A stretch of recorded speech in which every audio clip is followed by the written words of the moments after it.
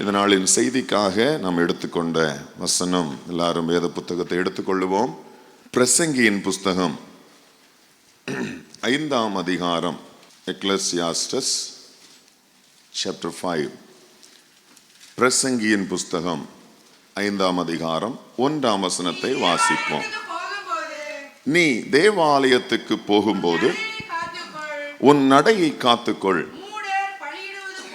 மூடர் பலியிடுவது போல பலியிடுவதை பார்க்கிலும் செவி கொடுக்க சேர்வதே நலம். தாங்கள் செய்கிறது தீமை என்று அறியாதிருக்கிறார்கள். ஆங்கிலத்திலே வாசிப்போம்.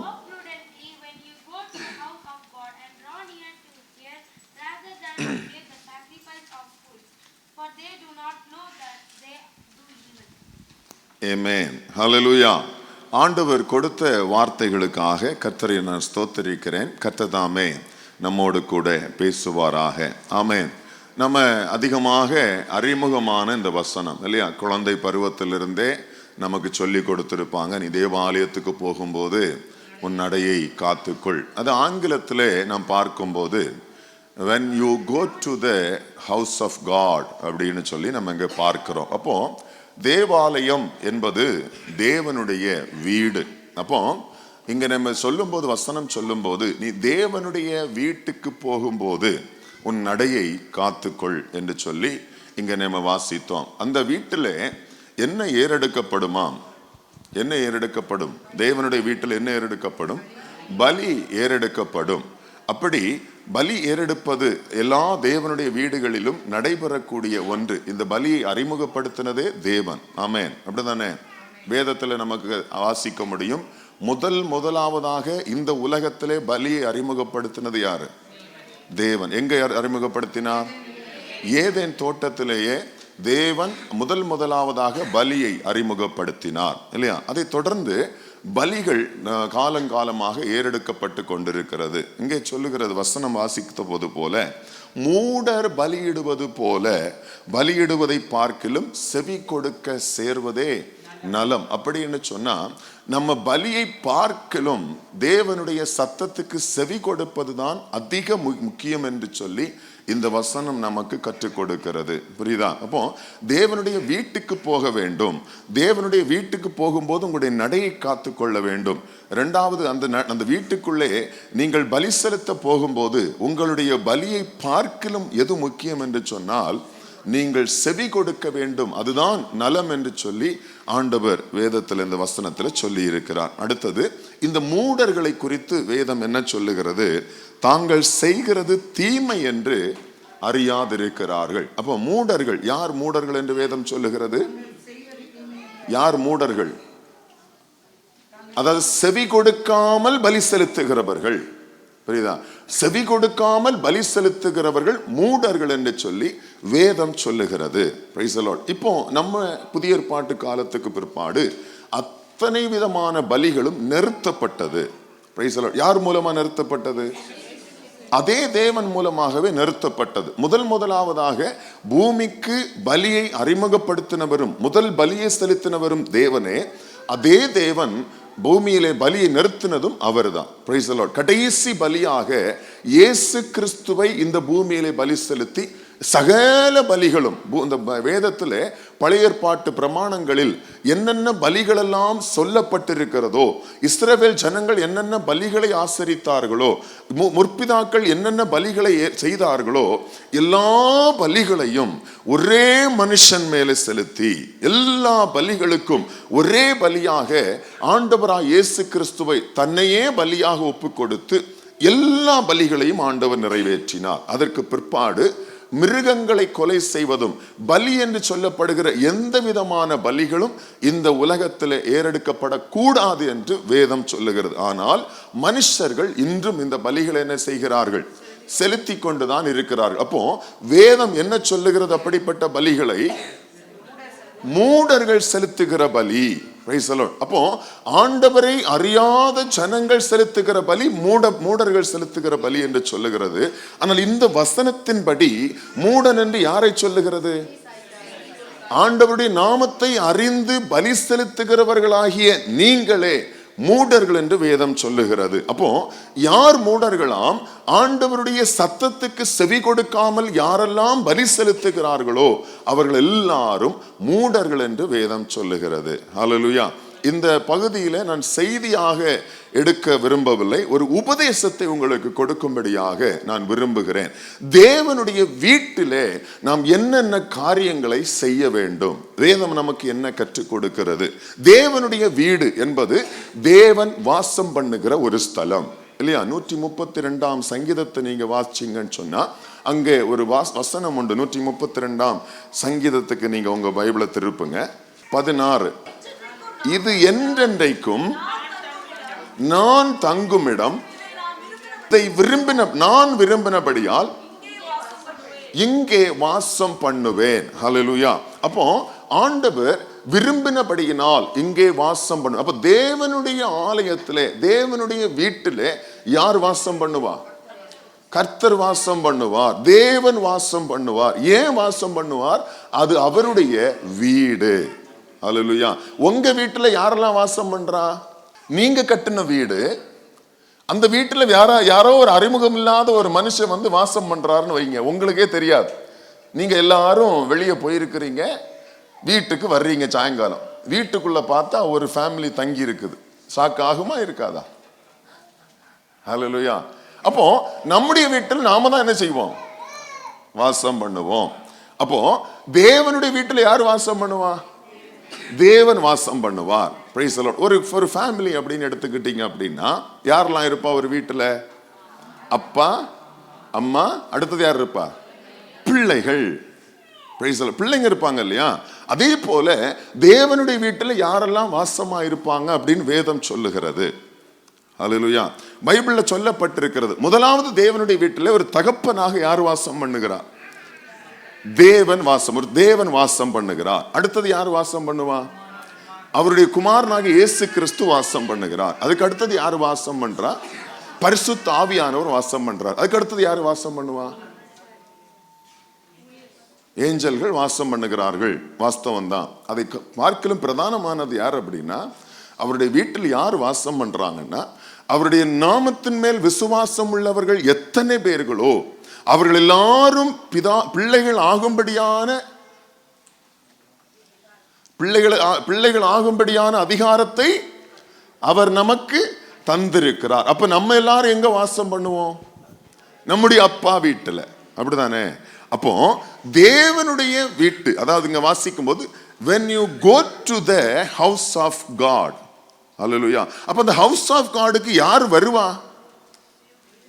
தேவனுடைய நாமத்தை அறிந்திருக்கிற, விசுவாசிக்கிற, அவரை தொழுது கொள்ளுகிற பிள்ளைகள் வருவார்கள். ஹல்லேலூயா. அப்ப அவங்கள பார்த்து, இந்த தேவனுடைய வீட்டுக்கு வரக்கூடிய ஜனங்களை பார்த்து வேதம் சொல்லுகிறது, உன் நடையை காத்துக்கொள். முதலாவதாக ஆண்டவர் சொல்லுகிற காரியம் உன் நடையை. நீ தேவாலயத்துக்கு போகும்போது என்று இங்க எழுதப்பட்டிருக்கிறது. ஆனால் அதுல உண்மையான வார்த்தை என்ன அப்படின்னா, நீ தேவனுடைய வீட்டுக்கு போகும்போது, தேவன் வாசம் பண்ணக்கூடிய அந்த வீட்டுக்கு போகும்போது உன் நடையை காத்துக்கொள். அது ரொம்ப முக்கியமான ஒரு பாயிண்ட். ஹல்லேலூயா. அடுத்தது அந்த வீட்டில் பலி செலுத்த வேண்டும். Price the Lord. அந்த பலி எப்படிப்பட்டதாக இருக்க வேண்டுமாம்? மூடர்கள் செலுத்துவது போன்ற பலிகள் அல்ல. மூடர்கள் என்ன செய்கிறார்கள்? பலி செலுத்துகிறார்கள், ஆனால் செவி கொடுப்பது இல்லை. ஹல்லேலூயா. அப்போ தேவனுடைய வீட்டுக்கு போகும்போது பலி செலுத்த வேண்டும். இரண்டாவது, அடுத்தது அந்த வீட்டில் நம்ம பிரவேசிக்கும் போது மூடர்களை போன்ற பலி அல்ல, செவி கொடுக்க வேண்டும். யாருக்கு செவி கொடுக்கணும்? தேவனுடைய சத்தத்துக்கு செவி கொடுக்க வேண்டும். ஹல்லேலூயா.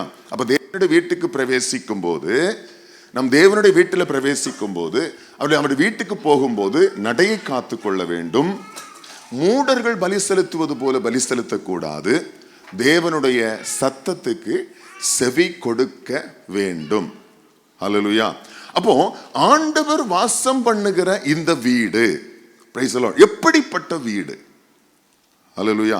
இது எவ்வளவு மேன்மையான ஒரு வீடு. இந்த வீட்டில் என்னெல்லாம் உண்டு? ஹல்லேலூயா. புரியுதா உங்களுக்கு? இது நம்ம அறிந்து கொள்ள வேண்டும் என்று ஆண்டவர் விரும்புகிறார். புரியுதா?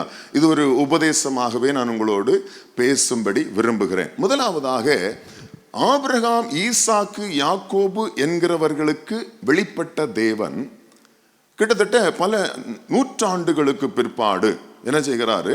மோசேயை சந்திக்கிறார் இல்லையா? மோசேயை சந்திக்கும் போது ஆண்டவர் முதலாவது மோசேயை எங்க சந்தித்தார்? இந்த பாயிண்ட்ல இங்க நிறுத்துங்க. இதுக்கு முன்னாடி நான் ஒரே ஒரு பாயிண்ட் நான் விட்டுட்டேன், சொல்லிட்டு போயிரு. Price the Lord. இந்த பிரசங்கி இருக்கு பாத்தீங்களா? இந்த பிரசங்கியினுடைய ஆங்கில வார்த்தை என்ன? எக்லீசியாஸ்டஸ், அப்படிதானே? அப்போ இந்த எக்லீசியாஸ்டஸ், அந்த யாஸ்டஸ் விட்டுட்டீங்க அப்படின்னு சொன்னா அதுக்கு முன்னாடி என்ன வார்த்தை இருக்கு? எக்லேசியா. இந்த வார்த்தை எங்கேயாவது கேள்விப்பட்டிருக்கீங்களா? எக்லீசியா. எக்லீசியா அப்படின்னா சபை, இல்லைன்னா சர்ச். அதனுடைய அர்த்தம் என்ன அப்படின்னா டு புல்ட் அவுட், இல்லைன்னா to calling out. Price the Lord. தேவனுடைய வீடு, அதான் எக்லீசியா. புரியுதா? இந்த எக்லீசியாவுக்குள்ள இல்ல சபைக்குள்ள இப்ப நம்ம இந்த பிரசங்கியினுடைய புஸ்தகத்துக்கு என்ன பேர் போட்டிருக்கிறாங்க? எக்லீசியாஸ்டஸ். ஹல்லேலூயா. அப்போ சபைக்கு கொடுக்கக்கூடிய பிரசங்கங்கள் தான் இந்த பிரசங்கியின் புஸ்தகம். ஹல்லேலூயா. சபைக்கு கொடுக்கக்கூடிய, அப்படி சபை என்றால் என்ன? இழுத்து கொண்டு வரப்பட்டவர்கள், இல்லை என்றால் வெளியே தள்ளப்பட்டு கொண்டு வந்த, புல்ட் அவுட். அப்ப எங்கிருந்தோ ஆண்டவர் என்ன செஞ்சிருக்கார்? நம்மள அவருடைய வீட்டுக்கென்று நம்ம என்ன செஞ்சிருக்கிறாரு? இழுத்து கொண்டு வந்தார். அல்லேலூயா. நீங்களா ஆலயத்துக்கு இல்லைன்னா அவருடைய வீட்டுக்கு வரல, உங்களை அவர் என்ன பண்ணாராம்? இழுத்து கொண்டு வந்தார். எங்கிருந்து எங்க இழுத்து கொண்டு வந்தார் என்று 1 பேதுரு 2ஆம் அதிகாரம் 9ஆம் வசனம். நீங்களோ உங்களை அந்தகாரத்தினின்று தம்முடைய ஆச்சரியமான ஒளியினிடத்திற்கு என்ன செய்யப்பட்டீங்க? வரவழைக்கப்பட்டீர்கள். Price the Lord. வரவழைக்கப்பட்டீர்கள். எங்கிருந்து வரவழைக்கப்பட்டீர்கள்? அந்தகாரத்தினின்று, இருளின் ஆதிக்கத்திலிருந்து, பிசாசின் பிடியிலிருந்து நீங்கள் என்ன செய்யப்பட்டீர்கள்? வரவழைக்கப்பட்டீர்கள். Pulled out. ஹல்லேலூயா. இதுல பெருமை பாராட்டுறதுக்கு ஒருத்தருக்கும் ஒன்றுமே கிடையாது. நான் கிறிஸ்தவனா இருக்கிறேன், நான் கிறிஸ்தவனா பிறந்திருக்கிறேன், நான் இயேசுவை பின்பற்றுறேன்னு சொல்லி பெருமை பாராட்டுறதுக்கு நம்மிடத்துல ஒரு குவாலிஃபிகேஷனுமே கிடையாது. ஏன்னு சொன்னா, நீங்கள் தேவனுடைய வீட்டுக்குள்ளே பிரவேசிக்க வேண்டும் என்று சொல்லி பிசாசின் அந்தகார இருளில் இருந்த உங்களை அவர் இழுத்து கொண்டு வந்தாராம். ஹல்லேலூயா. இழுத்து கொண்டு வந்தது எதற்கு? அதை வாசிங்க தொடர்ந்து. தம்முடைய ஆச்சரியமான ஒளிக்கு, ஒளியினிடத்துக்கு வரவழைத்தவருடைய அவருடைய புண்ணியங்களை அறிவிக்கும்படிக்கு. அப்ப எதற்காக இழுத்து கொண்டு வரப்பட்டீங்க? அவருடைய புண்ணியங்களை அறிவிக்கும்படி. அவருடைய வீட்டிலே நீங்கள் அழைத்து கொண்டு வரப்பட்டீர்கள். அழைத்து கொண்டு வந்தபோது அவருடைய புண்ணியங்கள் உங்களுக்கு அறிவிக்கப்பட்டது. அவருடைய புண்ணியங்களை நீங்கள் அறிந்து கொண்டீர்கள். அவர் எப்படிப்பட்ட தேவன், அவருடைய ரகசியங்கள் என்ன, அவருடைய ஆசீர்வாதம் என்ன, அவருடைய ரட்சிப்பு என்ன, அவருடைய பாவ மன்னிப்பு என்ன, அவருடைய பந்தியினுடைய ஆசீர்வாதம் என்ன, அவருடைய நித்திய ஜீவன் என்ன, இப்படி எல்லா விதமான புண்ணியங்களும் உங்களுக்கு என்ன செய்யப்பட்டது? அறிவிக்கப்பட்டது. இது வெளியில் இருக்கிற அநேகருக்கு என்ன செய்யவில்லை? அறிவிக்கப்படவில்லை. அவர்கள் கேள்விப்படவும் இல்லை. ஆனால் நீங்களும் அந்தகார இருளில் இருந்த போது உங்களை அவர் இழுத்து கொண்டு வந்து தன்னுடைய ஆலயத்தில் இல்ல தன்னுடைய வீட்டிலே வைத்து அவருடைய எல்லா விதமான புண்ணியங்களையும் அறிவித்தார். ஹல்லேலூயா. இப்ப அறிவிக்கப்பட்டது நிமித்தமாக நீங்கள் கேள்விப்பட்டீர்கள். கேள்விப்பட்டது நிமித்தமாக நீங்கள் விசுவாசித்தீர்கள். நீங்கள் விசுவாசித்தது நிமித்தமாக தேவனுடைய பிள்ளைகளானீர்கள். இப்போ தேவனுடைய பிள்ளைகளான நீங்கள் என்ன செய்ய வேண்டுமாம்? என்ன செய்ய வேண்டுமாம்? அவருடைய புண்ணியங்களை அறிவிக்கும்படி. கேள்விப்படாதவனும் தெரியாதவனும் விசுவாசியாதவனும் என்ன செய்ய முடியாது? அறிவிக்க முடியாது இல்லையா? சொல்ல முடியாது. தெரியாம எப்படி பேச முடியும்? ஆனா ஆண்டவர் சொல்றாரு, அவருடைய புண்ணியங்களை என்ன செய்யுங்க? நீங்க அறிவிக்கும்படி. வாசிங்க. தெரிந்து கொள்ளப்பட்ட சந்ததியாயும் ராஜரிகமான ஆசாரிய கூட்டமாயும் பரிசுத்த ஜாதியாயும் யாரெல்லாம் இருக்கீங்களா? நீங்க இந்த வசனத்துடைய மேன்மை உங்களுக்கு தெரிஞ்சிருச்சா? அவர் நீங்க அந்தகார இருளில் இருந்தீர்கள், பிசாசுக்குரியவர்களாயிருந்தீர்கள், விக்கிரக ஆராதனைக்கு பின்னணியில் இருந்தீர்கள். உங்களை அந்த அந்தகார இருளிலிருந்து ஆச்சரியமான ஒளியினிடத்துக்கு அழைத்து கொண்டு வந்தார். அழைத்து கொண்டு வந்த தேவன் அவருடைய வீட்டிலே பிரவேசிக்கும்படி உங்களுக்கு ஆண்டவர் கிருபை செய்தார். வீட்டிலே பிரவேசித்த போது அவருடைய புண்ணியங்கள் எல்லாம் உங்களுக்கு அறிவிக்கப்பட்டது. இப்பொழுது புண்ணியங்களை அறிந்த நீங்கள் விசுவாசிகளானீர்கள், அவருடைய புத்திரர்களானீர்கள். இப்போ நீங்க என்ன செய்ய வேண்டுமா? அந்த புண்ணியங்களை அறிவிக்க வேண்டும்.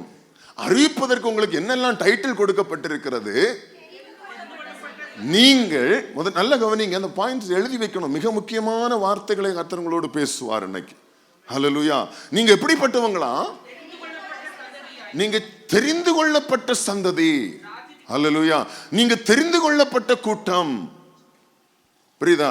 முதலாவது நீங்கள் யாராம்? தெரிந்து கொள்ளப்பட்டவர்கள். இரண்டாவது ராஜரீகமான ஆசாரிய கூட்டம். நீங்கள் வெறுமனே ஆசாரியர்கள் என்று சொல்லவில்லை, ஆண்டவர் சொல்லுகிறார் ராஜரீக ஆசாரிய கூட்டம். இந்த ராஜரீக ஆசாரியத்துவம் என்பது ஒரு பெரிய ஸ்டடி. உங்களுக்கு ஒரு சின்ன ஒரு டைட்டில் மட்டும் சொல்லிட்டு, ராஜரீக ஆசாரியர்கள். வேதத்தில் ராஜரீக ஆசாரியன் முதலாவதா யாரு? யார சொன்னாங்க? மெல்கிசேதேக்கு. ராஜரீக ஆசாரியன். அடுத்த ராஜரீக ஆசாரியன் யாரு? தாவீது. அடுத்த ராஜரீக ஆசாரியன் யாரு? இயேசு கிறிஸ்து. அடுத்த ராஜரீக ஆசாரியர்கள் யாரு? ராஜாக்களும் நாங்களே, ஐயா ஆசாரியர்களும் நாங்களே. முதலாவது ஒன்னொன்னா வந்துட்டு இருந்தது. இயேசு கிறிஸ்து என்கிற ராஜரீக ஆசாரியன் மூலமாக அவருடைய நாமத்தினாலே இன்று ஏராளமான ராஜரீக ஆசாரியர்கள் இந்த பூமியிலே காணப்படுகிறார்கள். ஹல்லேலூயா. அதுக்கு ஆங்கிலத்தில் எனக்கு சரியா வார்த்தை சொல்ல தெரியல. யாரா சொல்ல முடியுமா? Royal priesthood. எவ்வளவு ஹானரபிள் வேர்டு பாத்தீங்களா? ஹல்லேலூயா. நீங்க யாரு? கையப்படி சொல்லுங்க. நீங்க ராஜரீக ஆசாரியர்கள். சரி, ராஜரீக ஆசாரியர்கள் தானே. அப்ப என்ன பண்ணணும்? தலையில கிரௌனை வச்சுக்கிட்டு அங்கிய போட்டுட்டு ஏலி ஆசனம் போட்டு அமர்ந்தது போல அமர்ந்தீங்கன்னு சொன்னா அது சாபம். ஹல்லேலூயா. அப்ப ஆண்டவர் சொல்றாரு அவருடைய புண்ணியங்களை அறிவிக்கும்படி தெரிந்து கொள்ளப்பட்ட ராஜரீக ஆசாரிய கூட்டம். ஹல்லேலூயா. அடுத்தது யாரா? வாசிங்க. அடுத்தது யாரு? நீங்க பரிசுத்த ஜாதி. ஏன் பரிசுத்த ஜாதி? அவர் மகா பரிசுத்தம் உள்ள தேவன். உங்களை ஆச்சரியமான ஒளியினிடத்துக்கு அழைத்தவர் பரிசுத்தராயிருக்கிறபடியினால் நீங்களும் பரிசுத்தம் உள்ளவர்களாயிருங்கள். அப்போ அழைத்த தேவன் எப்படிப்பட்டவர்? மகா பரிசுத்தம் உள்ள தேவன். அப்ப நாம எல்லாம் யாரா? அவருடைய புண்ணியங்களை அறிவிக்கும்படி தெரிந்து கொள்ளப்பட்ட ஆசாரிய கூட்டமாக இருக்கிற நாம் பரிசுத்த ஜாதியாக இருக்கிறோம். ஹல்லேலூயா. நீங்க எல்லாரும் பரிசுத்தமானவர்கள் என்று விசுவாசிக்கிறீங்களா? ஆண்டவராய் இயேசு கிறிஸ்து மூலமாக நாம் பரிசுத்தமாக்கப்பட்டோம். அடுத்தது வாசிங்க. அது மாத்திரமல்ல, அவருடைய வீட்டிலே நாம் அழைத்து கொண்டு வரப்பட்டபடியினால் நாம் யாரா இருக்கிறோம்? அவருடைய சொந்த ஜனமாக இருக்கிறோம். ஹல்லேலூயா. அப்ப நம்ம எல்லாம் யாருடைய சொந்தம்? தேவனுடைய சொந்தம். யார் மூலமாக சொந்தமாக்கப்பட்டோம்? குமாரனாகிய இயேசு கிறிஸ்து மூலமாக. ஹல்லேலூயா. யார் மூலமாக நம்ம சொந்தமாக்கப்பட்டோம்? குமாரனாகிய இயேசு கிறிஸ்து மூலமா. யாருக்கு சொந்தமானோம்? தேவனுக்கு சொந்தமானோம். என்ன எத்தனை பாயிண்ட்ஸ் பார்த்தோம்? என்னென்ன பாயிண்ட்ஸ் எல்லாம் பார்த்தீங்க?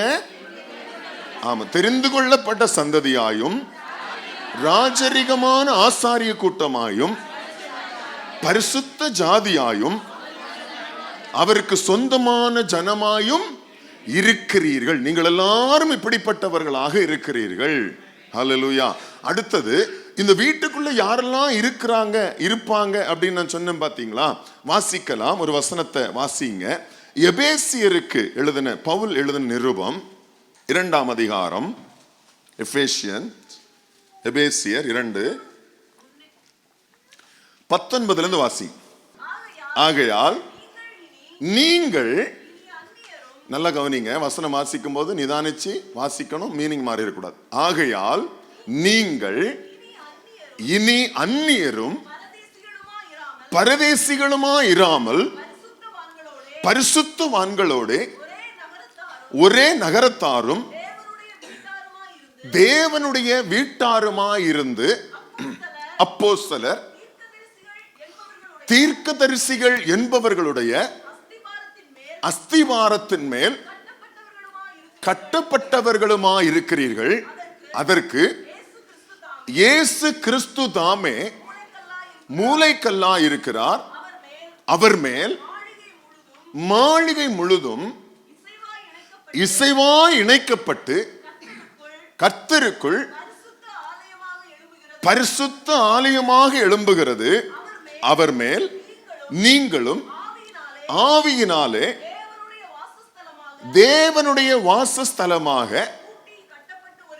கூட்டி கட்டப்பட்டு வருகிறீர்கள். அல்லேலூயா. இது ஒரு ப்ராசஸ், அப்படிதானே? இதுல யாரெல்லாம் இருக்கிறாங்க? இந்த ப்ராசஸ்ல தேவன் இருக்கிறார். முதலாவதாக புரியுதா? தேவன் இருக்கிறார். அடுத்தது யார் இருக்கிறா? யார் இருக்கிறா? அப்போஸ்தலர் தீர்க்கதரிசிகள்னு முதல்ல போட்டிருக்கு. ஆனா அதுக்கு அடுத்தது யாரை குறிச்சு சொல்லி இருக்கு? இயேசு கிறிஸ்து மூலைக்கல்லா இருக்கிறார். மூலைக்கல் வைக்காம அஸ்திவார கல் என்ன செய்ய மாட்டாங்க, போட மாட்டாங்க. அப்ப அடுத்த ஆர்டர்ல யார் வரணும்? மூலைக்கல் ஆகிய இயேசு கிறிஸ்து. அதுக்கு அடுத்தது யார் இருக்கிறா? அஸ்திவார கற்கள் ஆகிய அப்போஸ்தலர்களும் தீர்க்கதரிசிகளும் இருக்கிறார்கள். அடுத்தது யார் இருக்கா? 22ஆம் வசனம். அவர் மேல் நீங்களும் யார் மூலமாக? ஆவியினாலே தேவனுடைய வாசஸ்தலமாக கூட்டி கட்டப்பட்டு வருகிறீர்கள். நீங்கள் எல்லாரும் பரிசுத்த ஆலயமாக பரிசுத்த ஆவியினாலே கூட்டி என்ன செய்யப்படுகிறீர்கள்? கட்டப்பட்டு வருகிறீர்கள். அப்போ ஆவியானவர் இருக்கிறாரு. அதுக்கு அடுத்தது யார் இருக்கிறா? நாம் இருக்கிறோம். நாம் எல்லாம் யாருங்கிறது பேதுருவுல வாசித்தோம் இல்லையா? நம்ம எல்லாரும் பரிசுத்த ஆலயமாக கூட்டி கட்டப்பட்டு வருகிறோம். இதுதான் தேவனுடைய ஒரு கன்ஸ்ட்ரக்ஷன் பிளான். ஹல்லேலூயா, ஹல்லேலூயா. புரிஞ்சுச்சா உங்களுக்கு? அப்போ இப்படிப்பட்ட இந்த தேவனுடைய வீட்டுக்கு நீங்கள் போகும்போது, நீங்கள் பிரவேசிக்கும் போது உங்கள் நடையை காத்து கொள்ள வேண்டும் என்று வேதம் சொல்லுகிறது. இனி இப்படி எல்லா விதத்திலும் ஆண்டவர் ஒரு ஆலயத்தை கட்டுகிறார். கட்டிட்டு வீட்டுக்குள்ள நமக்கு தெரியும், யோபனுடைய வீட்டுக்குள்ளே தேவனுடைய ஒரு ரகசிய ஆலோசனை இருந்துச்சு அப்படின்னு நம்ம வாசிச்சிருக்கீங்க இல்லையா? அதிக நாட்கள் நம்ம சபையில பேசி இருக்கிறோம். ஹல்லேலூயா. யோபனுடைய வீட்டிலே தேவனுடைய ரகசிய ஆலோசனை இருந்தது. அப்போ இந்த பூமியில் இருக்கக்கூடிய ஒரு பரிசுத்தவானுடைய வீட்டிலேயே தேவனுடைய ரகசிய ஆலோசனை இருக்குமானால், தேவனுடைய வீட்டில ரகசியம் இல்லாம இருக்குமா? ஹல்லேலூயா. இந்த கொஸ்டின் பண்ணி பாருங்க. ஒரு பூமியில காணப்பட்ட ஒரு பரிசுத்தவானுடைய வீட்டிலேயே தேவனுடைய ரகசியம் இருந்திருக்குமானால், தேவனுடைய ஆலயமாய் இருக்கிற அவருடைய பரிசுத்த ஸ்தலத்தில் இல்லை அவருடைய வீட்டில் எப்படி ரகசியம் இல்லாமல் போகும்? ஹல்லேலூயா. அந்த ரகசியத்தை நீங்கள் அறிந்து கொள்ளும்படிதான் அவர் உங்களை அந்தகார இருளில் நின்று ஆச்சரியமான அவருடைய வீட்டுக்கு உங்களை அழைத்து கொண்டு வந்தார். அது என்ன ரகசியம்? ஹல்லேலூயா. அந்த ரகசியத்தை அறிவிக்கும்படி, அவருடைய புண்ணியத்தை நீங்கள் அறிவிக்கும்படி நீங்கள் அழைக்கப்பட்ட ஆசாரிய கூட்டம், தெரிந்து கொள்ளப்பட்ட ஜனம், பரிசுத்த சந்தம், பரிசுத்த ஜாதி, அவருடைய சொந்த ஜனங்களாக இருக்கிறீர்கள். நீங்கள் உங்களை கொண்டு அவர் அழகான ஒரு ஆலயத்தை கட்டி கொண்டிருக்கிறார். ஹல்லேலூயா. தேவனுடைய ஒரு வீடு, மூலைக்கல்லாக கிறிஸ்து, அஸ்திவார கற்களாக அப்போஸ்தலர்களும் தீர்க்கதரிசிகளும் அவர்களுக்கு அலங்காரமான கற்களாக நீங்களும் நானும் கட்டி கொண்டிருக்கிற ஒரு அழகான வீடு, கட்டப்பட்டிருக்கிற ஒரு அழகான தேவனுடைய வீட்டில் ஒரு ரகசியம் உண்டு. ஹல்லேலூயா. அந்த ரகசியம் எங்க எழுதப்பட்டிருக்கிறது என்று சொன்னால், பவுல் தீமோத்தேயுக்கு எழுதும் போது 1ஆம் நிருபம் 3ஆம் அதிகாரம் 14 வாசி. நான் உன்னிடத்திற்கு சீக்கிரமாய் வருவேன் என்று நம்பி இருக்கிறேன். நான் வருவதற்கு ஒருவேளை தாமதம் ஆகுமானால், நல்லா புரிஞ்சுக்குங்க, தீமோத்தேயுக்கு பவுல் எழுதுறார். புரியுதா? தீமோத்தேயுக்கு எழுதுறார். அப்ப எழுதும்போது, நான் உன்னிடத்துக்கு சீக்கிரமாய், தீமோத்தேயுவே நான் உன்னிடத்துக்கு சீக்கிரமாய் வருவேன் என்று நம்பி இருக்கிறேன். ஒருவேளை வருவதற்கு தாமதமானால், நல்லா கவனிங்க, என்ன எழுதுறாரு? தேவனுடைய வீட்டிலே நடக்க வேண்டிய வகையை நீ அறியும்படி இவைகளை உனக்கு எழுதுகிறேன். எந்த வீடு? தேவனுடைய வீடு, ஹவுஸ் ஆஃப் காட். நம்ம வாசித்தோம் இல்லையா? அப்ப தேவனுடைய வீடு, நல்லா கவனிங்க, ஜீவனுள்ள தேவனுடைய சபையாய், சத்தியத்துக்கு தூணும் ஆதாரமாய் இருக்கிறது. அப்போ தேவனுடைய வீடு, நல்ல நோட் பண்ணி பாயிண்ட் பண்ணி எழுதி வச்சுக்க. முக்கியமான ஒரு காரியம், நீங்கள் தொழுது கொள்ளும்படியாக, நீங்கள் ஆலயத்தில் வந்து கர்த்தருடைய ஆலயத்திற்கு இல்லைன்னா தேவனுடைய வீட்டுக்கு நீங்கள் வரும்போது, இல்லைன்னா அந்த பூமியில ஆண்டவர் எங்கெங்கெல்லாம் அவருடைய வீட்டை நியமித்து வைத்திருக்கிறாரோ அந்த வீடு தேவனுடைய வீடு. இந்த தேவனுடைய வீடு பூமியிலே, இந்த பூமியிலே, இந்த பூமியிலே முதலாவது ஜீவனுள்ள தேவனுக்கு சாட்சியாய். அல்லேலூயா. இந்த சபை என்பது தேவன் வாசம் பண்ணுகிற அவருடைய வீடா இருக்கிறபடியினால் இந்த சபை ஜீவனுள்ள தேவனுக்கு சாட்சியாய். Price the Lord. அப்ப சபை யாருக்கு சாட்சி? தேவனுக்கு சாட்சியாய் இருக்கிறது. அடுத்தது, சத்தியத்துக்கு தூணும் ஆதாரமுமாய் இருக்கிறது. அப்போ இந்த பூமியில தேவனுடைய சத்தியம் என்பது எங்கதான் இருக்கும்? ஹல்லேலூயா. புரியுதா உங்களுக்கு? அப்போ சபை என்பது தேவனுடைய ஜீவனுள்ள தேவனுக்கு சாட்சியா இருக்கிறது. ஜீவனுள்ள தேவனுடைய சத்தியத்துக்கு தூணும் ஆதாரமாய் இருக்கிறது. இது ஒரு ரகசியம். அடுத்தது முக்கியமான பாயிண்ட்ஸ், என்ன ரகசியம் என்கிறத அடுத்து சொல்றாரு பவுல். புரியுதா? இல்ல கவனிங்க. முதலாவது நம்ம புரிஞ்சிக்க வேண்டியது, நாம் தொழுது கொள்ள வருகிற தேவாலயம், house of God, praise the Lord, இந்த பூமியிலே ஜீவனுள்ள தேவனுக்கு சாட்சியாய் வைக்கப்பட்டிருக்கிறது. ஹல்லேலூயா. இந்த உலகத்தில் எங்கெல்லாம் கர்த்தருடைய சபைகள் இருக்கிறதோ, இந்த சபைகள் எல்லாம் இந்த உலகத்திலே ஜீவனுள்ள தேவன் ஒருவர் உண்டு என்பதற்கு சாட்சியாய் இருக்கிறது. இதை ஏற்படுத்தினது யாரு? கர்த்தர் இயேசு கிறிஸ்து. புரியுதா? மறந்து போயிடக்கூடாது, எங்க பாஸ்டர் தான் ஃபவுண்டர் அப்படிங்கிறதே கிடையாது. சபையினுடைய ஃபவுண்டர் தி லார்ட் ஜீசஸ் கிரைஸ்ட். புரியுதா? நம்ம உலக பிரகாரமா பல டைட்டில் போட்டிருக்கலாம், மினிஸ்ட்ரியோட ஃபவுண்டர், சர்ச் ஃபவுண்டர், என்ன வேணாலும் போட்டுக்கலாம். பட் இந்த ஸ்பிரிச்சுவலி ஒரு சபையினுடைய ஃபவுண்டர் அப்படின்னாலே மை லார்ட் ஜீசஸ் கிரைஸ்ட், என் ஆண்டவராய் இயேசு கிறிஸ்து அல்லாமல் ஒரு சபையும் இந்த இடத்துல ஃபவுண்டரே கிடையாது. மனுஷன் ஒருவனுமே ஃபவுண்டர் கிடையாது. ஹல்லேலூயா. உலகத்தின் பார்வைக்கு டைட்டில் போட்டுக்கலாம், இந்த பாஸ்டர், இந்த ஊழியக்காரர், இந்த சபைக்கு ஃபவுண்டர் அப்படி. ஆனா பிப்ளிக்கலி ஃபவுண்டர் இஸ் கிரைஸ்ட். அப்போ இந்த சபை தேவனுக்கு சாட்சி, முதலாவது பாயிண்ட். அடுத்தது, இந்த சபை சத்தியத்துக்கு தூணும் ஆதாரமும். ஹல்லேலூயா. இந்த சத்தியத்துக்கு, தேவனுடைய சத்தியத்துக்கு தூணும் ஆதாரமாக இந்த பூமியிலே தேவனால் ஏற்படுத்தப்பட்டது, இல்லை என்றால் குமாரனா இயேசு கிறிஸ்துவால் ஏற்படுத்தப்பட்டது. ஹல்லேலூயா. என்ன ரகசியம்? அடுத்த வசனம் தொடர்ந்து வாசி. அன்றியும் தேவ பக்திக்குரிய ரகசியமானது யாவரும் ஒப்புக்கொள்ளுகிறபடியே. இது எப்படிப்பட்டதாம்? மகா மேன்மையான ரகசியம். ஹல்லேலூயா. நம்ம குடும்பங்கள்ல ரகசியம் உண்டு, கணவன் மனைவிக்குள் ரகசியம் உண்டு, யோபுடைய வீட்டில் ரகசியம் உண்டு. ஆனால் இந்த ரகசியங்கள் எல்லாவற்றை பார்க்கலும் தேவனுடைய ரகசியம் மகா மேன்மையானது. ஹல்லேலூயா. நல்லா கவனிங்க. சபை ஜீவனுள்ள தேவனுக்கு சாட்சி, சபை சத்தியத்துக்கு தூணும் ஆதாரமுமானது. இந்த சபைக்குள்ளே தேவனுடைய ரகசியம் உண்டு. இந்த ரகசியம் மகா மேன்மையானது. இது வரைக்கும் புரிஞ்சுச்சா? ஹல்லேலூயா. அடுத்தது வாசிங்க.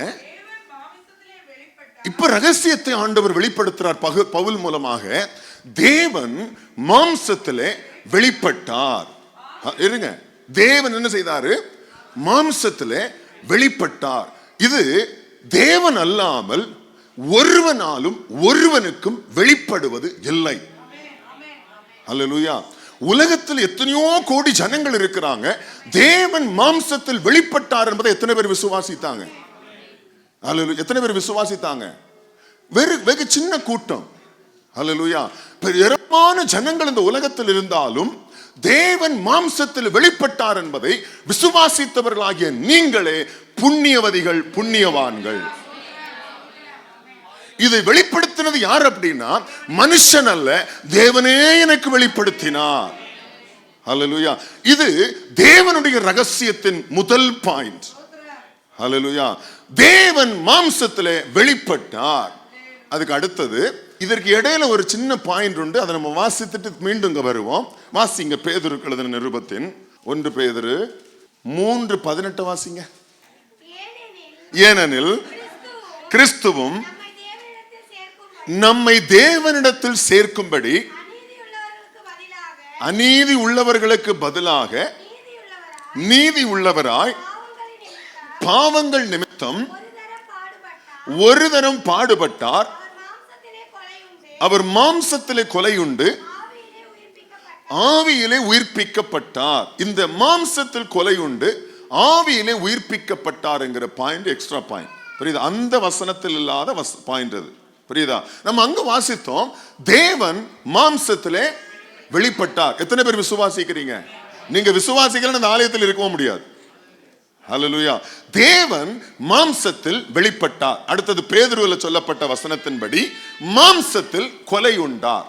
இரண்டாவது, மாம்சத்தில் கொலையுண்டார். Price the Lord.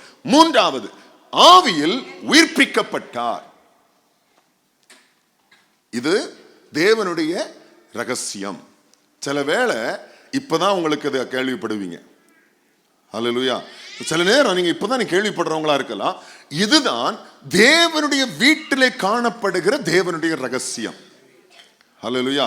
அப்போ நம்ம தீமோத்தேயுக்கு எழுதும்போது தேவன் மாம்சத்தில் வெளிப்பட்டார். தேவன் மாம்சத்தில் வெளிப்பட்ட அந்த மாமிசத்தில் வெளிப்பட்டவர் என்ன செய்யப்பட்டார்? கொலையுண்டார். Price the Lord. கொலையுண்டவர் 3ஆம் நாளில் ஆவியிலே உயிர்ப்பிக்கப்பட்டார். திரும்ப இப்ப தீமோத்தேயுக்கு திருப்புங்க. இப்ப ஆவியிலே உயிர்ப்பிக்கப்பட்டவர் என்ன செய்யப்பட்டாரு? ஆவியிலே நீதி உள்ளவர் என்று விளங்கப்பட்டார். எத்தனாவது பாயிண்ட் இப்போ? 4வது பாயிண்ட். ஆவியிலே நீதி உள்ளவர் என்று, ஆவியிலே உயிர்ப்பிக்கப்பட்டார், ஆவியிலே நீதி உள்ளவர் என்று விளங்கப்பட்டார். அடுத்தது, தேவ தூதர்கள் மூலமாய் என்ன செய்யப்பட்டாரு? தேவ தூதர்களால் காணப்பட்டார். புற ஜாதிகளிடத்தில் பிரசங்கிக்கப்பட்டார். உலகத்திலே விசுவாசிக்கப்பட்டார். மகிமையிலே ஏறெடுத்துக் கொள்ளப்பட்டார். இதுதான் ரகசியம். கம்ப்ளீட் காஸ்பல் இவ்வளவுதான். தேவனுடைய வீட்டில் காணப்படுகிற ரகசியம் இதுதான். இது உலகத்தாருக்கு வெளிப்படாத ரகசியம். புரியுதா? உலகத்தார் அறிந்து கொள்ளாத ரகசியம், உலகத்தார் புரிந்து கொள்ளாத ஒரு ரகசியம். ஹல்லேலூயா. இன்னைக்கு பாத்தீங்கன்னா எத்தனையோ மதங்கள் உலகத்தில் இருக்குது இல்லையா? எத்தனையோ மதத்தை பின்பற்றுகிற ஜனங்கள் இருக்கிறாங்க. இப்படி எத்தனையோ பேர் இருந்தும் நாம் அவருடைய ரகசியத்தை அறிந்து கொள்ளும்படி ஆண்டவர் இந்த ரகசியத்தை வெளிப்படுத்தினார். ஹல்லேலூயா. என்னெல்லாம் ரகசியம்? திரும்ப சொல்லுங்க. இது ரொம்ப முக்கியமான வசனம். சபை தேவனுடைய சாட்சி. புரியுதா? ஜீவனுள்ள தேவனுடைய சாட்சி. சத்தியத்துக்கு தூணும் ஆதாரமா இந்த பூமியில வைக்கப்பட்டிருக்கிறது. இந்த சபைக்குள் இருக்க வேண்டிய தேவனுடைய ரகசியம் என்ன அப்படின்னு கேட்டா இதுதான் வசனம். Price the Lord. தேவன் மாம்சத்தில் வெளிப்பட்டார். மாம்சத்தில் கொலையுண்டு ஆவியில் உயிர்ப்பிக்கப்பட்டார். ஆவியிலே நீதி உள்ளவர் என்று விளங்கப்பட்டார். தேவ தூதர்களால் காணப்பட்டார். புற ஜாதிகளிடத்தில் பிரசங்கிக்கப்பட்டார். உலகத்திலே விசுவாசிக்கப்பட்டார், மகிமையிலே ஏறெடுத்துக் கொள்ளப்பட்டார். ஹல்லேலூயா. இவ்வளவுதானே? ஹல்லேலூயா. இனி இன்னொன்னு உண்டு. அவர் மகிமையில் ஏறெடுத்துக் கொள்ளப்பட்டது போல அப்போஸ்தலர் 1ஆம் அதிகாரத்தில் கலிலேயா மனுஷராகிய ஜனங்களே, பிரைஸ் தி லார்ட், அவர் மகிமையில் ஏறெடுத்துக் கொள்ளப்பட்டதை 120 பேர் கண்டார்கள். தூதர்களும் கண்டார்கள், தூதர்களும் சாட்சியா இருந்தார்கள். அப்போஸ்தலர் 1ஆம் அதிகாரத்தில் மகிமையில் அவர் ஏறெடுத்துக் கொள்ளப்பட்டதை 120 பேர் பார்த்து கொண்டிருந்த போது, வாசிங்க. அவர் போகிற போது அவர்கள் வானத்தை அண்ணாந்து பார்த்து கொண்டிருக்கையில், இதோ வெண்மையான வஸ்திரம் தரித்தவர்கள் 2 பேர் அவர்கள் அருகே நின்று, கலிலேயராகிய மனுஷரே, நீங்கள் ஏன் வானத்தை அண்ணாந்து பார்த்து நிற்கிறீர்கள்? உங்களிடத்தினின்று வானத்துக்கு எடுத்துக் கொள்ளப்பட்ட இந்த இயேசுவானவர் எப்படி உங்கள் கண்களுக்கு முன்பாக வானத்துக்கு எழுந்தருளி போனாரோ அப்படியே மறுபடியும் வருவார் என்றார்கள். கடைசியா நம்ம சேர்க்க வேண்டிய பாயிண்ட், எப்படி மகிமையில் ஏறெடுத்துக் கொள்ளப்பட்டாரோ அதே போல மகிமையில் அவர் வெளிப்படுவார். ஹல்லேலூயா. அதே போல அவர் மகிமையாய் வெளிப்படுவார். எத்தனை பேர் விசுவாசிக்கிறீங்க? தேவன் மாம்சத்தில் வெளிப்பட்டதை விசுவாசிக்கிறேன் என்று சொன்னால், அதே தேவன் மகிமையில் மீண்டும் வெளிப்படுவார் என்று விசுவாசிக்கணும். ஹல்லேலூயா. நீ விசுவாசியாமல் போனால் கைவிடப்பட்டு போவாய். ஹல்லேலூயா. அப்ப தேவனுடைய வீட்டினுடைய ரகசியம் என்ன? Price the Lord. தேவ வீட்டிலே ரகசியம் உண்டு. ஹல்லேலூயா. அப்ப இப்படிப்பட்ட ஒரு ரகசிய ஆலோசனை உள்ள தேவனுடைய வீட்டிலே நீ பிரவேசிக்க வேண்டுமானால், ஹல்லேலூயா, என்ன சொல்றாரு வேத பிரசங்கி? என்ன சொல்றாரு? உன் நடையை காத்துக்கொள். ஹல்லேலூயா. நீ தேவனுடைய வீட்டுக்கு பிரவேசிக்கும் போது உன் நடையை காத்துக்கொள். ஹல்லேலூயா. நம்ம இந்த உலக பிரகாரமாக இன்னைக்கு ஏராளமான சபைகளை நீங்க பாக்குறீங்க. பார்த்தீங்கன்னு சொன்னா இன்னைக்கு சபைகள் எப்படிப்பட்டதா மாறிடுச்சு அப்படின்னு சொன்னா, வியாபார ஸ்தலம் ஆயிருச்சு. அப்படிதானே? வியாபார ஸ்தலங்கள் ஆக்கிட்டாங்க. அடுத்தது என்ன ஆக்கிட்டாங்க? ஷோ பண்ற இடமாக்கிட்டாங்க. அடுத்தது என்ன ஆக்கிட்டாங்க? தங்களுக்கு பெயர் வரும்படி, தாங்கள் பெயர் நிலைக்கும்படி பெயரை கொண்டு, அதாவது மனுஷனுடைய நாமத்தை மகிமைப்படுத்துகிற இடமாக மாற்றிவிட்டார்கள். அது மாத்திரம் அல்ல, இன்னைக்கு சபைகள் பல களியாட்டுகளுக்கும், உலக பிரகாரமான எல்லா விதமான களியாட்டுகளுக்கும் ஒரு ஒரு முக்கியமான ஸ்தலமாக மாற்றப்பட்டது. அல்லேலூயா. இது இன்னைக்கு ஏராளமான சபைகளுடைய நிலைமை. அல்லேலூயா. ஆனால் ஆண்டவர் வெளிப்படுத்தின, ஆண்டவர் ஏற்படுத்தின சபை எப்படிப்பட்டதா இருக்க வேண்டும்? எப்படிப்பட்டது சபை என்றால் என்ன? அங்கு இருக்கிறவர்கள் யார்? என்ன செய்ய வேண்டும்? அங்கு என்னென்ன ரகசியங்களை கர்த்தர் வைத்திருக்கிறார் என்பதை ஆண்டவர் நமக்கு கற்றுக் கொடுத்திருக்கிறார். ஹல்லேலூயா. அப்போ இன்னைக்கு பாத்தீங்க அப்படின்னு சொன்னா, ஆலயத்துக்கு போகிறது இன்னைக்கு ஒரு ஒரு ஒரு சாரார் பாத்தீங்க அப்படின்னு சொன்னா, ஆலயத்துக்கு போகிறது ஒரு பெரிய சேலஞ்ச். அடுத்தது பாத்தீங்கன்னா, ஆலயத்துக்கு போகிறது ஏதோ ஃபேஷன் ஷோக்கு போறது மாதிரி போறாங்க. ஆலயத்துக்கு போறது தங்களுடைய செல்வத்தை காட்டுறதுக்குன்னு போறாங்க. ஆலயத்துக்கு போறது தங்களுடைய பொருளாதாரத்தை காட்டுறதுக்குன்னு போறாங்க. ஆலயத்துக்கு போறது நான் யாருங்கிறத காட்டுறதுக்கு போறாங்க. ஹல்லேலூயா. நீங்க எப்படி போறீங்க ஆலயத்துக்கு? இல்லை, நீங்க எப்படி ஆலயத்துக்கு வர்றீங்க? ஹல்லேலூயா. நம்ம எப்படி ஆலயத்துக்கு வர்றோம்? என்ன ஒரு மென்டாலிட்டியோட ஆலயத்துக்கு வருகிறோம்? இப்ப நல்லா கவனிங்க. இப்ப வாசித்த வசனங்களின்படி நீங்க வரக்கூடிய ஆலயத்துல சத்தியம் இருக்கா? நீங்க வரக்கூடிய ஆலயத்தில் கர்த்தர் இருக்கிறாரா? சத்தியத்துக்கு தூணும் ஆதாரமா சபை இருக்குதா? தேவன் மாம்சத்தில் வெளிப்பட்டார் என்று உங்களுக்கு பிரசங்கிக்கப்பட்டதா? அவர் ஆவியில உயிர்ப்பிக்கப்பட்டார். அவர் மாம்சத்தில் கொலையுண்டு ஆவியில உயிர்ப்பிக்கப்பட்டு ஆவியானவராலே நீதி உள்ளவர் என்று சாட்சி கொடுக்கப்பட்டாரா? இதெல்லாம் ப்ரூஃப்ட். நம்ம வாசித்தோம் பார்த்தீங்களா? நம்ம வாசித்த பார்த்து தீமோத்தேயுக்கு பவுல் எழுதின வசனங்களை வாசித்தோம் பார்த்தீங்களா? அவர் சும்மா அப்படி எழுதிட்டு போகல, அவர் சும்மா அப்படி எழுதி வைக்கல. தேவன் மாம்சத்தில் வெளிப்பட்டார் என்பது நிரூபிக்கப்பட்டது. மாம்சத்தில் கொலை உண்டார் என்று நிரூபிக்கப்பட்டது. அவர் ஆவியில் உயிர்ப்பிக்கப்பட்டார் என்று நிரூபிக்கப்பட்டது. கதை சொல்லிட்டு போகல. ஹல்லேலூயா. நமக்கு இன்னைக்கு கேட்கும் போது ஒரு கதையை போல காணப்படலாம், ஆனால் இது நடந்த சம்பவம், இது நடந்த ஒரு சாட்சி. அப்படிதானே? ஹல்லேலூயா. அவர் ஆவியில நீதி உள்ளவர் என்று விளங்கப்பட்டார் இல்லையா? Price the Lord. அவர் தூதர்களால் காணப்பட்டார் இல்லையா? ஜனங்களால் விசுவாசிக்கப்பட்டார் இல்லையா? புறஜாதிகளிடத்தில் பிரசங்கிக்கப்பட்டார் இல்லையா? அவர் புறஜாதிகளிடத்தில் பிரசங்கிக்கப்பட்டதுனால தானே புறஜாதிகளாகி நாம் விசுவாசிகளானோம், நாம் தேவனுடைய வீட்டில் பிரவேசித்தோம்.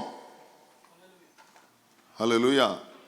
அவர் மகிமையில ஏறெடுத்துக் கொள்ளப்பட்டார் என்பது சாட்சி தானே, நடந்த சம்பவம் தானே. ஹல்லேலூயா. இனி ஒன்னே ஒண்ணு நடக்காம இருக்குது, இனி ஒன்னே ஒண்ணு இன்னும் நடக்காம இருக்குது.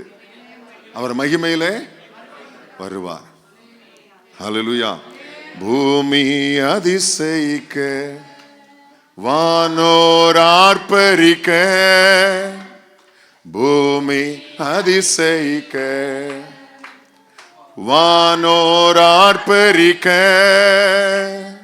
தூதர் தொனியுடனே மேகமிதில் வருவார், தூதர் தொனியுடனே மேகமிதில் வருவார். அன்பர்கள் நாங்கள் இயேசுவை சந்திப்போம், ஆனந்தம் ஆனந்தமே. அன்பர்கள் நாங்கள் இயேசுவை சந்திப்போம், ஆனந்தம் ஆனந்தமே. மகிமையின் ராஜா மகிமையோடு வருகின்றார், நீ மகிமையின் வருகின்றார் மேகமிதில். பாட்டு யாருக்கா தெரியுமா? ஹல்லேலூயா. ஒரு அருமையான ஒரு பாட்டு. அடுத்து இன்னொரு பாட்டு உண்டு. மகிமையில் இயேசுவை தரிசிக்கும் நேரத்தில் அந்த நாள் நல்ல நாள் பாக்கிய நாள். மகிமையில் இயேசுவை தரிசிக்கும் நேரத்தில் அந்த நாள் நல்ல நாள் பாக்கிய நாள். சபை இதை தானே எதிர்பார்த்திருக்கணும்.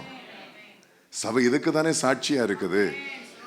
மகிமையிலின் ஆண்டவராய் இயேசு கிறிஸ்துவை ஒரு வெண்மேகம் எடுத்துக்கொள்ளப்பட்டது சத்தியமானால், அதே மகிமையோடு பிதாவின் தூத சேனைகளோடு எக்காலங்கள் முழங்க ஆண்டவராய் இயேசு கிறிஸ்து வருவார் என்று பூமியிலே ஆண்டவர் ஏற்படுத்தின சபை உயிருள்ள கிறிஸ்துவுக்கு சாட்சி.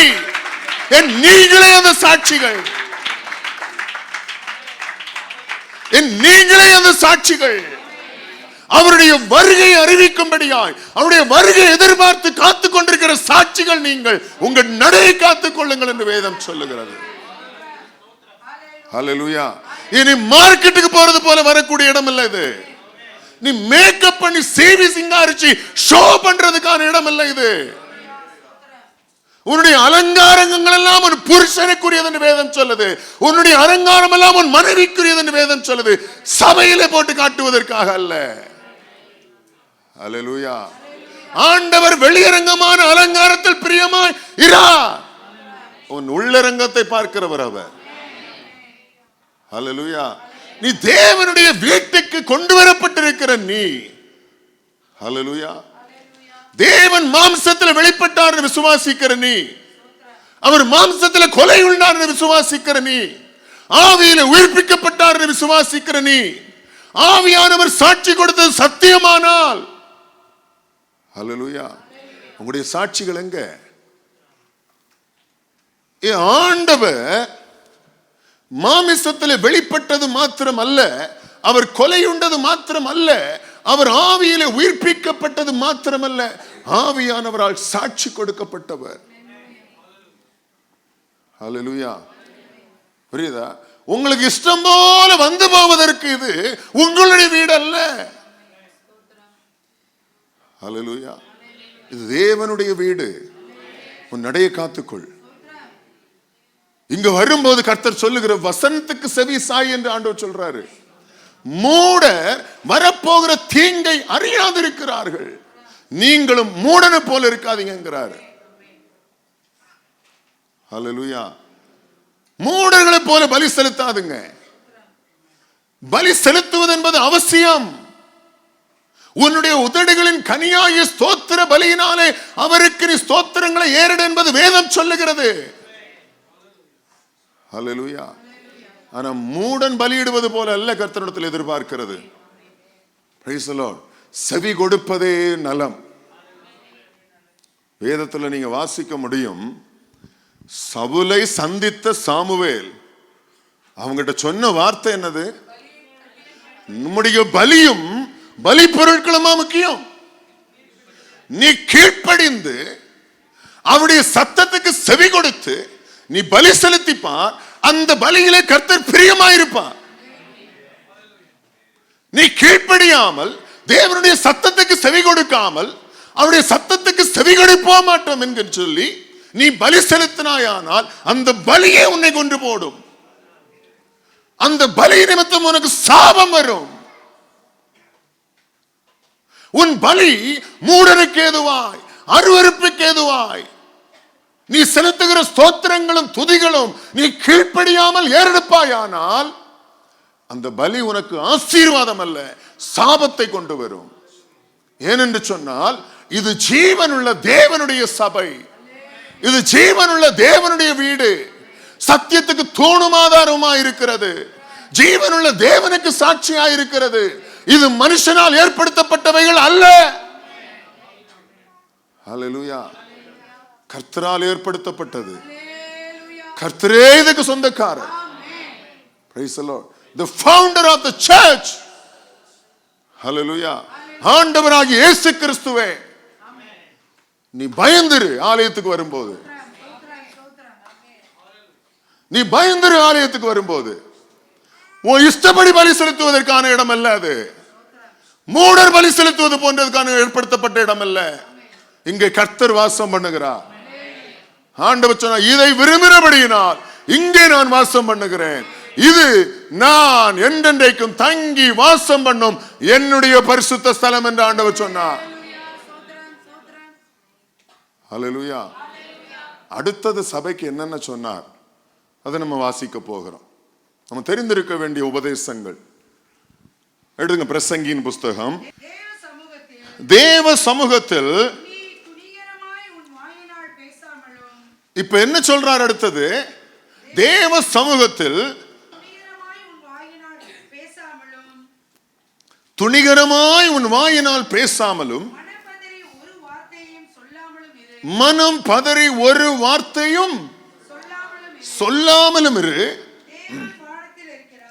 தேவன் வானத்தில் இருக்கிறார், நீ பூமியில் இருக்கிறாய். இரண்டாவது, பிரைஸ் தி லார்ட். என்ன செய்ய வேண்டுமா? தேவ ஆலயத்தில் வரும்போது உன் நாவை காத்துக்கொள். முதலாவது என்ன சொன்னார் ஆண்டவர்? உன் நடையை காத்துக்கொள். இரண்டாவது, உன் நாவை காத்துக்கொள். ஹல்லேலூயா. ஆராதிக்கிறோம், கர்த்தரை ஸ்தோத்தரிக்கிறோம். உன்னுடைய வாயின் வார்த்தைகள் என்ன? Price the Lord. இது ஜீவனுள்ள தேவனுடைய சாட்சியா இருக்கிறது, சத்தியத்துக்கு தூணும் ஆதாரமா இருக்கிறது. இந்த சபைக்கு விரோதமாக, தேவனுடைய ஆலயத்துக்கு விரோதமான உன்னுடைய வார்த்தைகள் எப்படிப்பட்டதாக இருக்கிறது? நீ என்ன வார்த்தைகளை பேசிக் கொண்டிருக்கிறீர்கள்? உன் நாவை காத்துக்கொள் என்று ஆண்டவர் சொல்றாரு. ஹல்லேலூயா. பாஸ்டருக்கு விரோதமா, விசுவாசிக்கு விரோதமா, ஊழியக்காரர்களுக்கு விரோதமா பேசுறோம் என்று நினைத்து கர்த்தருக்கு விரோதமாகவே பேசி தெரிகிறோம். யார் எங்களை கேட்க முடியும்? யார் நாங்கள் பேசுவதை கவனிப்பார் என்கிற துணிகரம். கர்த்தருடைய ஆலயத்தில் கர்த்தர் வாசம் பண்ணுகிறார். கர்த்தர் கவனிக்க மாட்டாரோ? அவருடைய செவியில் அது ஏறாதோ? ஹல்லேலூயா. உன் நாவை காத்துக்கொள். நீ தொழுது கொள்ளும்படியாய் வரக்கூடிய ஆலயத்தை குறித்து, கர்த்தருடைய வீட்டை குறித்து கவனமுள்ளவராயிரு. கர்த்தர் வாசம் பண்ணுகிறார். கர்த்தர் அதை கேட்பார். கர்த்தர் கவனிப்பார். ஒவ்வொன்றுக்காய் கணக்கு கேட்பார். மனுஷன் பேசுகிற ஒவ்வொரு வாயின் வார்த்தைகளுக்கும் கணக்கு ஒப்புவிக்க வேண்டும் என்று வேதம் சொல்லுகிறது. நம்ம ஊழியக்காரர்களுக்கு விரோதமா பேசுறோம் சொல்லிட்டு யாருக்கு விரோதமா பேசுறோம்? கர்த்தருக்கு விரோதமா. இந்த சபையை நடத்தக்கூடிய ஒரு மேய்ப்பனா கர்த்தர் ஏற்படுத்தி இருக்கிறார். அவர் ஏற்படுத்தினார், ஆனால் அவர் தள்ளுவதற்கு நேரமாகாது. ஹல்லேலூயா. எல்லா பாஸ்டருக்கும் அதான் உண்மை. அவர் ஏற்படுத்துவாரானால் அவர் தள்ளுவதற்கு நேரம் ரொம்ப நேரம் ஆகாது. புரியுதா? ஆனா சபை யாருடையது? கர்த்தருடையது. அங்கே கர்த்தர் வாசம் பண்ணுகிறார். ஜீவனுள்ள தேவனுடைய சாட்சி அது. ஹல்லேலூயா. இந்த சபைக்கு விரோதமாக, கர்த்தருடைய சபைக்கு விரோதமா எந்த சபையாவனாலும் இருக்கட்டும், அது கர்த்தருடைய சபை, அவ்வளவுதான். இந்த சபை நான் பாயிண்ட் அவுட் பண்ணி சொல்லல, எந்த சபையாவனாலும் இருக்கட்டும். புரியுதா? ஹல்லேலூயா. என்னன்னா, எனக்கு பொழுது போகணும், எங்களுக்கு பொழுது போகணும். கொஞ்சம் பேருக்கு பொழுது போகும்போது போன்ல சரி கூடி உட்கார்ந்து பேசுறது எல்லாமே யாரை குறிச்சு? பாஸ்டரை குறிச்சு. பேசுறது எல்லாமே சர்ச்சை குறிச்சு. பேசுறது எல்லாமே ஊழியக்காரங்களை குறிச்சு. யார் கேட்டுட்டு இருக்கிறது இத? ஹல்லேலூயா. யாராவது இப்படி இங்க இருக்கிறீங்கன்னு சொன்ன மனம் திரும்பிடுங்க. ஒருவேளை கர்த்தர் உங்களுக்கு இறங்கலாம், அது அவருடைய கண்கள்ல கிருபை கிடைச்சா மாத்திரம். ஆனா கணக்கு வாங்காம விட மாட்டார். ஊழியக்காரருக்கு விரோதமா பேசுறோம்னு சொல்லி சபைக்கு விரோதமாகவே பேசுகிறீர்கள். கர்த்தருக்கு விரோதமாகவே பேசுகிறீர்கள். உங்களுக்கு பொழுது போகணுங்கிறதுக்காக. இது என்ன தாயான்னு கேட்கிறேன், இது என்ன உங்களுக்கு விளையாட்டு பொம்மையான்னு கேட்கிறேன். உங்களுக்கு நேரம் போகணுங்கிறதுக்காக எடுத்து வச்சு விளையாடுறதுக்கு உங்களுடைய சொந்த பொம்மையா இது? பொழுது போகலன்னு சொன்னா எங்கேயாவது போங்க, நீங்க வேற எதையாவது பேசிட்டு இருங்க. உங்களுக்கு டைம் பாஸ் பண்றதுக்கா சர்ச்? உங்க டைம் பாஸ் பண்றதுக்கா கர்த்தர் ஏற்படுத்தி இருக்கிறார். இத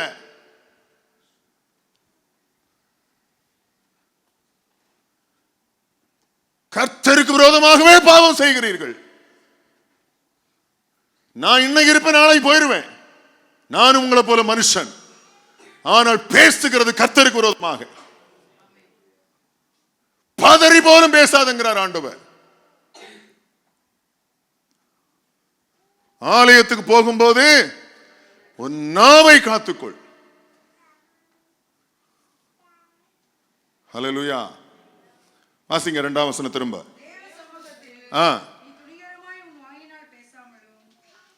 துணிகரமாய் உன் வாயினால் பேசாமலும் மனம் பதறி ஒரு வார்த்தையும் என்ன செய்யணுமா? மனம் பதறி கூட. ஹல்லேலூயா. எங்களுக்கு ஒரு நாள் டைம் பாஸ், இது எங்களுக்கு ஒரு நாள் பொழுதுபோக்கா இருந்துச்சு. கூடி உட்கார்ந்து சாப்பிட்டு எங்க வேலையை தான் பொழுதுபோக்கு, டைம் பாஸ். எல்லா டைம் பாஸுக்கும் சேர்த்து ஆண்டவர் கணக்கு வாங்கினார், சும்மா விடல. ஹல்லேலூயா. நான் உங்களை போல ஒரு மனுஷன், அவ்வளவுதான்.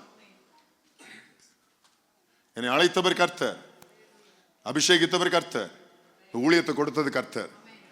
எனி டைம் எனி டே அவர் இழந்தையில தூக்கலாம். ஏன்னா அவர் தான் இதுக்கு எஜமான. புரியுதா?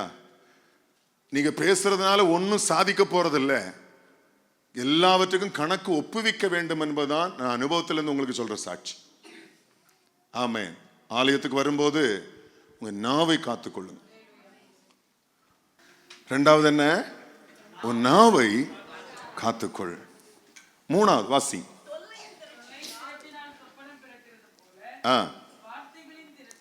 வார்த்தைகளின் திரட்சியினால் என்ன பிறகுமா? அப்ப ரொம்ப பேசினா என்ன அர்த்தமா?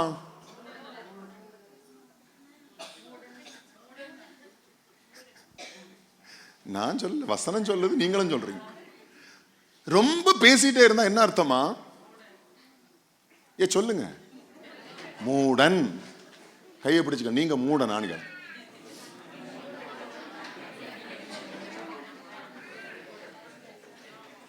வார்த்தையின் திரட்சி, புரியுதா?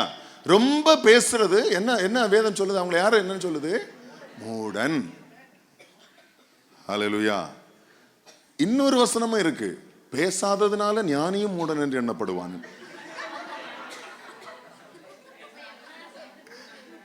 என்னதான் சொல்ல வர்றீங்க நீங்க அப்படி கேக்குறீங்களா? தேவைக்கு அளவா பேசு, புரியுதா? கூடுமான வரையிலும் ஆக்ஷன்லயே ஓட்டிருங்க. வாய் திறந்தாதானே வம்பு. ஆக்ஷன்ல இருந்துட்டா ஹல்லேலூயா, புரியுதா? அப்ப நமக்கு எது தேவையோ, என்ன தேவையோ அதோட ஒரு காரியத்தை பேசணும்னு சொன்னா பாயிண்ட பேசி விட்டுருங்க.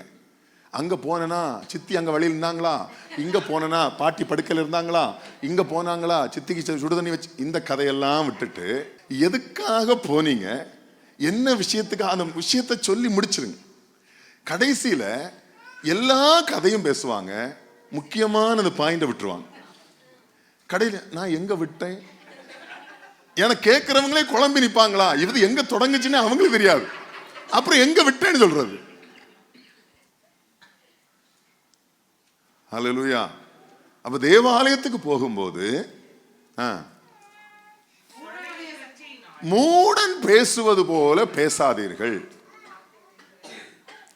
ஹல்லேலூயா. மூடர்கள் வாயை அலப்புவது போல அலப்பாதிருங்கள். ஆம், ஆலயத்திலே நீ மூடன் பேசுவது போல பேசாதீங்க. மூணாவது பாயிண்ட் என்னது? மூடன் பேசுவது போல ஆலயத்தில் பேசக்கூடாது. இரண்டாவது பாயிண்ட் என்ன சொன்னேன்? உன் நாவை காத்துக்கொள். மூணாவது, மூடர்கள் பேசுவது போல பேசாது. அடுத்தது வாசி. நீ ஒரு பொருத்தனை, தேவனுக்கென்று ஒரு பொருத்தனை பண்ணி கொண்டால் அதை செலுத்த தாமதியாதே,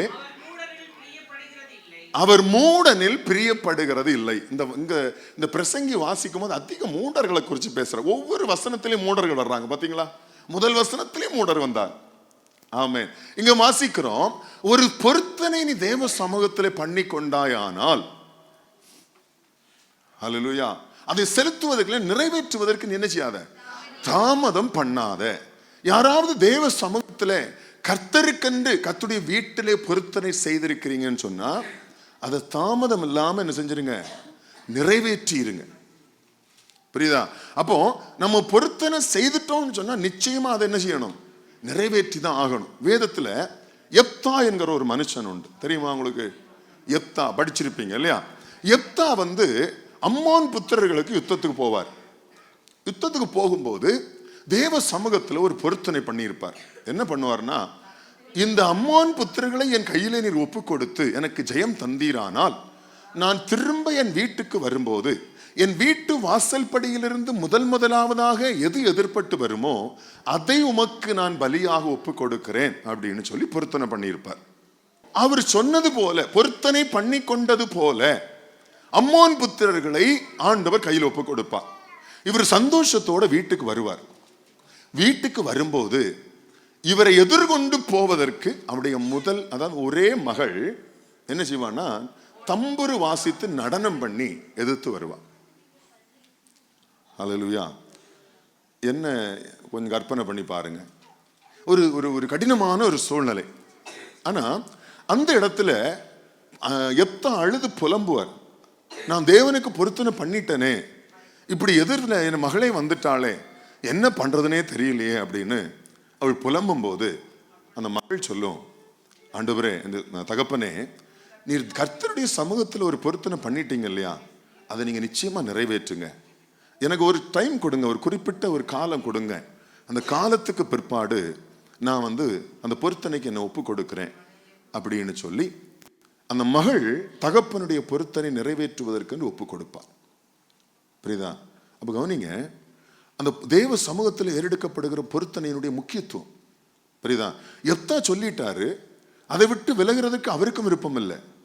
ஆனா மகள் என்ன நினைப்பாளோ, மகள் இதை எப்படி எடுத்துக்கொள்ளுவாளோ, ஏன்னா அவர் தான் பொருத்தனை செய்தாரு. ஆனா அந்த பொருத்தனை யார் சம்பந்தப்பட்டுட்டா? இப்போ அவர் பொருத்தனை பண்ணும்போது மகள் இன்வால்வ் இல்லை, சம்பந்தப்படல. ஆனா அந்த திரும்பி வரும்போது இவனுடைய பொருத்தனையில் மகள் என்ன ஆயிட்டான்? இன்வால்வ் ஆயிட்டான். நான் என்ன இப்ப கர்த்தர் சோதிக்கிறது, எப்படி நம்ம ஆண்டவரை நேசிக்கிறாங்கன்னே பார்ப்போம். புரியுதா?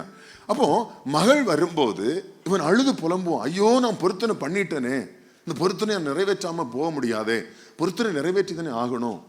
பொருத்தனை நிறைவேற்றணும். இப்ப யார் இன்வால்வ் ஆயிருக்கிறா? அப்படி மகள் இன்வால்வ் ஆனதுனால ரெண்டு பேரும் ஒப்புரவாகணும். புரியுதா? நான் தீர்மானிச்சதுனால என் மகளை பிடிச்சு வெட்டுறது அல்ல. புரியுதா? அதுக்கு யாரு தீர்மானம், யாரு ஒப்புரவாகணும்? மகளும் ஒப்புரவாகணும். ஆபிரகாம் குமாரனை பலி செலுத்த போகும்போது அந்த பலிக்கு யார் அர்ப்பணித்தது? ஈசாக்கு தன்னையே அர்ப்பணித்தான்.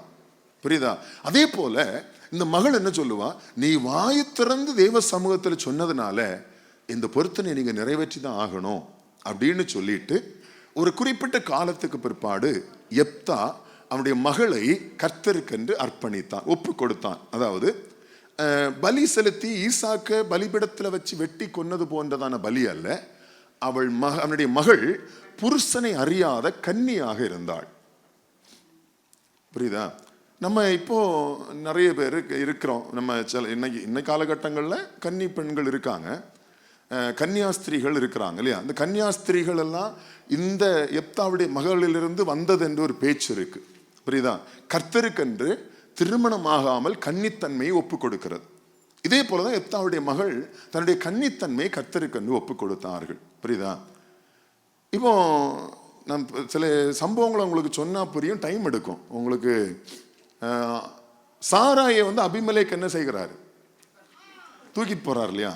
இதே போல ஒரு கன்னி பெண்கள் அன்னைக்கு இருந்துட்டாங்க அப்படின்னா இந்த மாதிரி இருக்கவங்க பிடிச்சிச்சுன்னா எடுத்துட்டு போயிடுவாங்க. அவங்களுடைய அந்த அந்த அண்டர்ஸ்டாண்டிங் அவ்வளவுதான். புரியுதா? அப்போ ஒரு ஸ்திரீ இப்படிப்பட்டதான ஒரு காலகட்டத்தில் கன்னியா வாழ்வதுங்கிறது சாதாரண விஷயம் அல்ல. புரியுதா? சமுதாயம், குடும்பம், இனி அந்த ஊர், கலாச்சாரம், ஜனங்கள், இவங்களை எல்லாம் என்ன செய்ய வேண்டியிருக்கு? ஓவர் கம் பண்ணி வாழ வேண்டியிருக்கு. புரியுதா? இவ கன்னி பெண்ணுன்னு தெரிஞ்சிட்டா வாலிபர்கள் என்ன செய்திருவாங்க? யாருக்காவது பிடிச்சிருச்சு அப்படின்னா எடுத்துட்டு போயிடுவாங்க. யாக்கோபுடைய மகள் எடுத்துட்டு போனாங்க, தெரியுமில்ல உங்களுக்கு. நான் அதை பெருசா விளக்க விரும்பல. உங்களுக்கு அண்டர்ஸ்டாண்டிங், நீங்க அடல்ட் எனஃப் அப்படின்னு நம்ம சொல்றேன், நீங்க புரிஞ்சிக்கக்கூடிய தன்மையில் இருக்கிறதுனால சொல்றேன். அப்ப அப்படி எடுத்து அந்த காலகட்டத்தில் வாழ்ந்த ஒரு ஸ்திரீ, ஒரு பெண், ஆனா வைராக்கியத்தோடு அந்த பொருத்தனை என்ன செஞ்சாங்க? எடுத்துக்கொண்டான். அவள் மரணம் அடைகிற வரையிலும் கன்னி பெண்ணாகவே வாழ்ந்தார். புரியுதா? அப்ப தேவ சமூகத்திலே சொல்லுகிற பொருத்தனை, தேவ சமூகத்தில் நாம் பேசுகிற வார்த்தைகள். புரியுதா? இப்ப நீங்க பாத்தீங்க அப்படின்னா சபைக்கு வர்றோம், ஆராதிக்கிறோம், ஊழியக்காரங்க சொல்றாங்க, ஆண்டவரே நான் உமக்காக வாழ்வேன் சொல்லுங்க அப்படின்னு சொல்றாங்க. இங்க இருக்க எல்லாரும் சொல்லியிருப்பீங்க, அப்படிதானே? சொல்லியிருப்பீங்கல்ல, உமக்காக தான் நான் வாழ்வேன், உமக்காகத்தானே உயிர் வாழ்கிறேன்.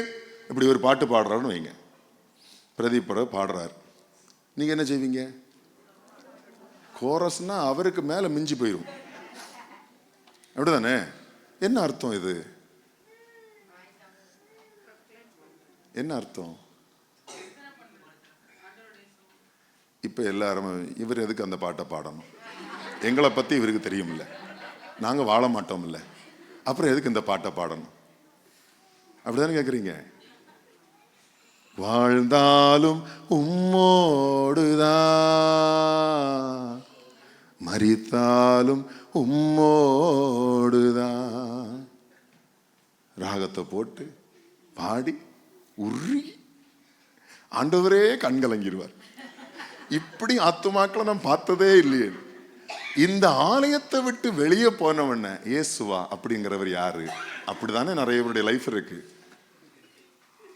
இனி ஆலயத்துக்கு வருவது ஜீவனுள்ள தேவனுடைய சாட்சி. தேவனுடைய வீட்டுக்குள்ளே நீ வருவதே தேவனுக்கு சாட்சியா இருக்கும்படி. அப்ப எத்தனை பொருத்தனைகளை நீங்க பண்ணி நிறைவேற்றாம இருக்கீங்க? இப்படிதானே இன்னைக்கு பாத்தீங்க அப்படின்னா, இன்னைக்கு சில பிரசங்கிமார்கள் அவங்களுடைய செய்திகள் ஆமேன்னு சொல்லுங்க ஆமேன்னு சொல்லுங்கன்னா ஒவ்வொரு வார்த்தைகளுக்கும் சொல்ற பழக்கம் இருக்கு. நல்ல பழக்கம். அந்த ஜனங்களை என்ன சொல்றது, அந்த அப்படி வைப்ரேஷன்லயே கொண்டு போயிடுறது. ஏன்னா டக்குன்னு விட்டோன்னா 3ஆம் வானத்துக்கு போயிடுறாங்களே. அதனால அதை விட்டுறக்கூடாது. ஜனங்கள் நான் போனாதான், நான் தான் 3ஆம் வானத்துக்கு போகணுமே ஒழிய ஜனங்களை செஞ்சிடக்கூடாது, 3ஆம் வானத்துக்கு போயிடக்கூடாதுங்கிற ஒரு நல்ல எண்ணம் புரியுது. அதனாலதான் என்ன சொல்லுவாங்க, எப்போதுமே ஆமேன்னு சொல்லுங்க அல்லேலூயா சொல்லுங்க, எப்படி சொல்லிக்கிட்டே இருப்பான் புரியுதா. அப்போ அந்த ஆமேன்னு சொல்லும்போது என்ன அர்த்தம்? நீங்க ஆமோதிக்கிறீங்கன்னு அர்த்தம். அப்படித்தானே? எங்க உட்காந்து ஆமோதிக்கிறீங்க? அது பொருத்தனை தானே. அது என்ன சொல்றானே, நீ உன் சர்ச்சில் நாங்க வாயை திறந்து பார்ப்போம். இப்பதானே சொல்றீங்க, மனம் பதறி வாயை திறந்து பேசிடக்கூடாது. நாங்கள் மூடர்கள் இல்லை, ஞானிகள். ஹல்லேலூயா. அப்போ தேவ சமூகத்திலே நான் ஒரு வார்த்தை சொல்லுவேனானால் அது எப்படி எடுத்துக்கொள்ளப்படுகிறது? பொருத்தனையாக எடுத்துக்கொள்ளப்படுகிறது. இப்ப திரும்ப அந்த வசனத்தை வாசி. நீ தேவனுக்கு ஒரு பொருத்தனை பண்ணி கொண்டால் அதை செய்ய தாமதியாதே. அப்போ அதை செலுத்த தாமதியாதே. அப்போ நான் சொல்லி செய்யாமல் இருப்பேனானால் அப்ப நான் என்ன விசுவாசியா இருக்கிறேன்? கையை பிடிச்சு கேளுங்க, நீங்க என்ன மாதிரியான விசுவாசி? என்ன சொன்னாங்க? சொல்ல மாட்டாங்களே. எங்க வாயிலேயே நாங்க எப்படி சொல்றது? ஹல்லேலூயா. நல்ல கேப் இருக்கு. Price the Lord. புரியுதா? அப்ப ஆலயத்துல நீங்க அவரு நான் சொல்றேன், ஆராதனை நடத்துறவங்க சொல்றாங்க, இப்படி நம்ம மனுஷங்களை பார்த்ததுனால அது ஒரு சீரியஸ்னஸ் உங்களுக்கு புரியல. ஆனா வேதம் என்ன சொல்லுது? இது கர்த்தருடைய வீடு, தேவனுக்கு சாட்சியான வீடு, தேவன் வாசம் பண்ணுகிற வீடு, அவருடைய சத்தியத்துக்கு தூணும் ஆதாரமான வீடு. புரியுதா? இது ஒரு மனுஷனை சார்ந்தது அல்ல, தேவனை சார்ந்து மற்ற எல்லாரையும் சார்ந்தது. புரியுதா? இதனுடைய தலைவர் தேவன். புரியுதா? இதனுடைய எல்லா ஆபீஸும் அவர் கண்ட்ரோல்ல தான் இருக்கு. நம்ம எல்லாரும் ஒரு பொருள், ஒரு பொம்மை போல ஒரு பொருள். அவர் நடத்துகிற, கீ கொடுத்து செய்ய வைக்கிற ஒரு ஆப்ரேட் பண்ணக்கூடிய ஒரு பொருள், அவ்வளவுதான். அவர் நம்மை கொண்டு செயல்படுத்துகிறார், அவ்வளவுதான். செயல்படுறது யாரு? கர்த்தர். ஹல்லேலூயா. அதனால என் இஷ்டம் போல பேசுவதற்கும் என் இஷ்டம் போல வந்து போவதற்கும் இது சாதாரணமான இடம் அல்ல. அப்புறம் மனம் பதறி உன் பொருத்தனையை என்ன செஞ்சிடக்கூடாது, சொல்லிடாமல் வாய் தவறி ஒரு யோசிக்காம என்ன செஞ்சிடக்கூடாது, ஒரு பொருத்தனை பண்ணிடக்கூடாது. பண்ணுவாயானால் அதை என்ன செய்யணும்? நிச்சயமாக நிறைவேற்றணும். வாசி. நீ நேர்ந்து கொண்டதை செய்யாமற் போவதை பார்க்கிலும், என்ன சொல்றது ஆண்டு, என்ன சொல்றாரு வசனம்? நீ பொருத்தனை பண்ணுவதை பார்க்கிலும், நல்லா கவனிங்க, பண்ணக்கூடாது என்று சொல்லல ஆண்டவர். பண்ணக்கூடாது என்கிற பாயிண்ட்ல சொல்ல வரல. பொருத்தனை பண்ண வேண்டும், அதை பண்ணினால் நிறைவேற்றணும். உனக்கு அப்படி நிறைவேற்ற திராணி இல்லை என்றால், உன்னால நிறைவேற்ற முடியாது என்று நீ அறிவாயானால் என்ன செஞ்சிடக்கூடாது? நீ நேர்ந்து கொள்ளாதிருப்பாயாக, பொருத்தனை பண்ணாதிருப்பாயாக. நம்ம பொருத்தனை அப்படின்னு சொன்ன உடனே என்ன மைண்ட்ல வரும் நமக்கு? நீங்க எல்லாம் பொருத்தனை என்ன நினைக்கிறீங்க? பிராக்டிக்கலா சொல்லுங்க. நம்ம எல்லாரும் ஒண்ணுதானே. பொருத்தனை அப்படின்னு உடனே சம்பளத்துல நான் 1000 ரூபாய் கொடுப்பேன், இல்லைன்னா 1 மாசம் சம்பளத்தை கொடுப்பேன். ஆண்டவர் கேட்கிறாரு, மூடர் பலி செலுத்துவது போல பலியினை செலுத்தாதேங்கிறாரு. ஏனி 1000 10,000 கொடுப்பதை பார்க்கலும் செவி கொடுப்பதே நலம். புரியுதா? ஆண்டவர் எனக்கு 1 மாசம் சம்பளத்தினால அவர் பணக்காரர் ஆயிட முடியுமா?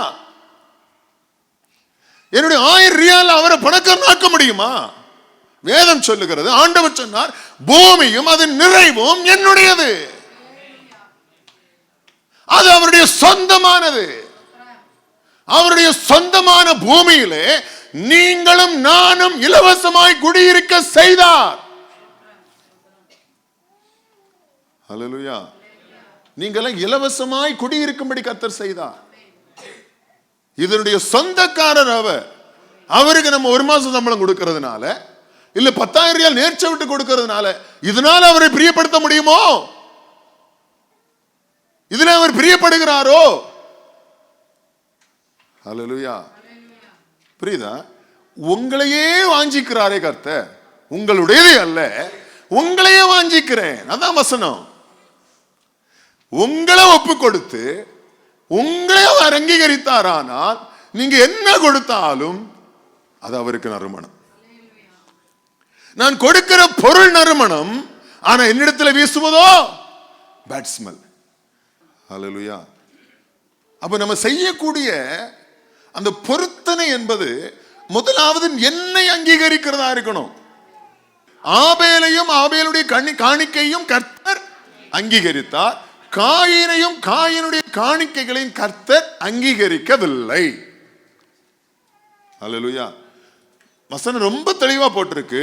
காணிக்கைய மாத்திரம் கர்த்தர் அங்கீகரித்தார்னு சொல்லல, ஆபேல மாத்திரம் அங்கீகரிச்சாருன்னு சொல்லல, ஆபேலையும் காணிக்கைகளையும் காயினையும் அவன் காணிக்கைகளையும் அங்கீகரிக்கவில்லை. புரியுதா?